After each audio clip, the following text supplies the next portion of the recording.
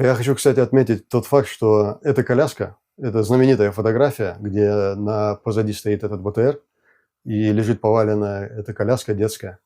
Эта коляска сейчас находится в мемориале памяти и славы в Назране, в музее.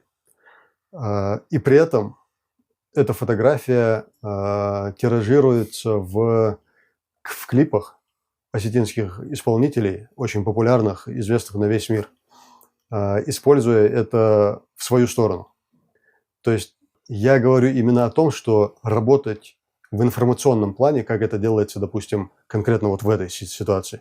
Эту коляску в этом клипе увидели больше сотни миллионов человек. 100 миллионов человек на сегодняшний день просмотрели этот клип.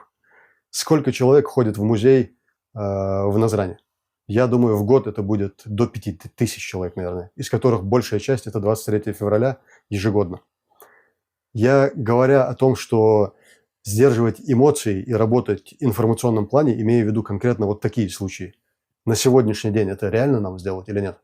Но у нас очень горький опыт, и поэтому нам, вот наше поколение, сегодняшние люди, у них сдержанность есть. На сегодняшний день общество более сдержанно и более вдумчиво подходит к тем или иным вопросам.